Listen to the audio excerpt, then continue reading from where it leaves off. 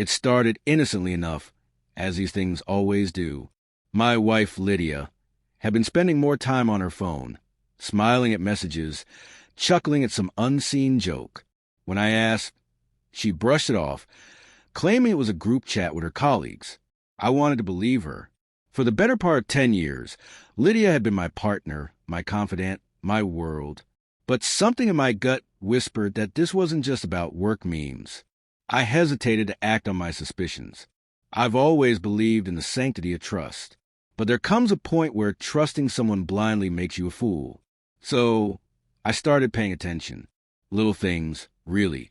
An unfamiliar cologne lingering on her clothes, her suddenly late nights at the office, and her disinterest in the life we had built together. It hurt, but I needed proof before I could confront her.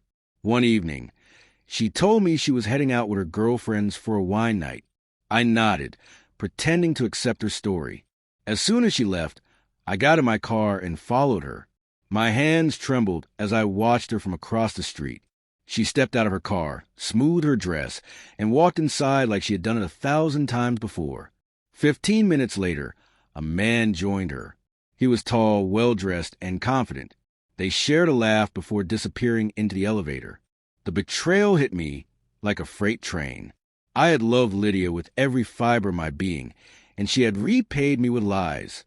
I drove home, my knuckles white on the steering wheel, and waited for her to return.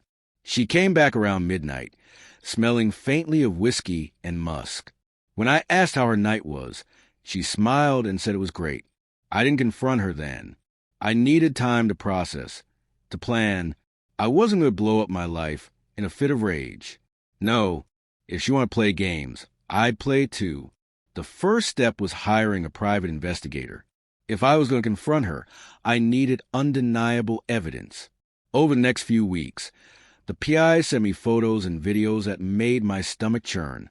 Lydia wasn't just seeing this man. She was deeply involved with him. They went to fancy dinners, spent weekends together, and even exchanged gifts. It was surreal, like watching a bad soap opera star my wife. But the final straw came when I discovered she had been using our joint savings to fund her escapades. A credit card bill revealed charges for hotel rooms, expensive lingerie, and high-end restaurants, all of it under the guise of work expenses. I had enough. One Friday evening, I set the stage. I invited Lydia to a nice dinner at our favorite restaurant. She seemed surprised or pleased, likely thinking I was trying to rekindle the spark in our marriage. She dressed up, looking every bit the woman I had fallen in love with. But as we sat across from each other, sipping wine and making small talk, I couldn't help but notice how distant she seemed. Her mind was elsewhere, probably with him. When dessert arrived, I slid a manila envelope across the table. She looked at it, puzzled, before opening it. Inside were the photos, credit card statements, and a detailed timeline of her affair. Her face turned ghostly pale as she flipped through the evidence. "What is this?" she stammered. "You tell me," I said, my voice calm but cold. "That's you, isn't it? And that's not the wine bar you claim to be at." She blinked rapidly, her mouth opening and closing like a fish out of water. Then, to my disbelief, she laughed. Not a nervous giggle or an apologetic chuckle, a full-throated, mocking laugh. "You've been spying on me," she said, a smirk playing on her lips. "That's pathetic, Ethan. Pathetic." The word echoed in my ears, stoking a fire I didn't know I had. But I didn't let it show. Instead, I leaned back in my chair and smiled. "You're right," I said. "It is pathetic. But do you know what else is pathetic?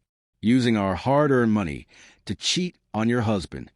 Her smirk faltered, but she quickly recovered. "Look, Ethan, things haven't been great between us for a while. Maybe if you'd paid more attention to me, this wouldn't have happened."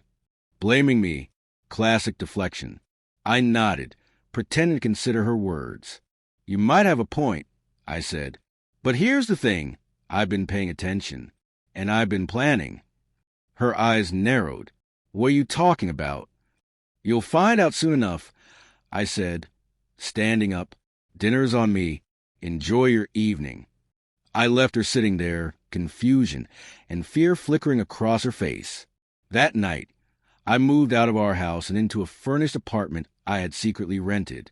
I took only my essentials, leaving behind the memories and heartbreak. The next few weeks were a whirlwind.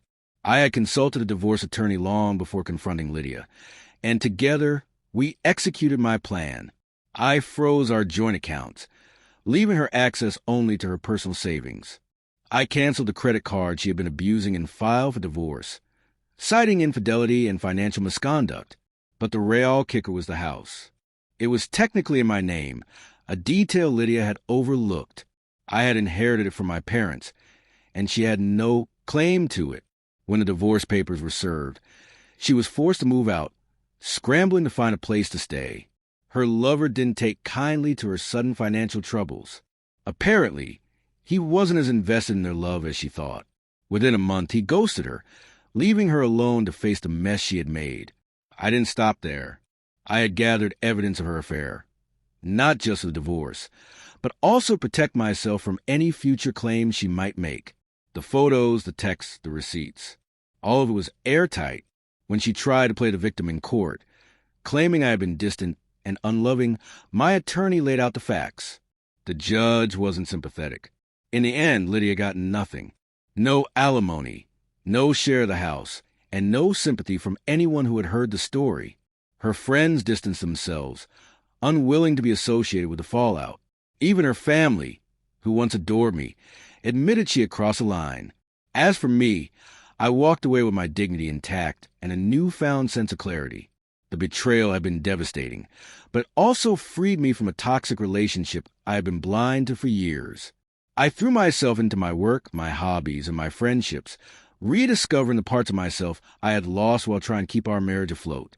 One evening, months after the dust had settled, I received a text from Lydia.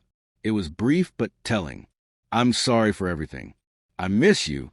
I stared at the message, a wave of emotions washing over me. But instead of replying, I deleted it.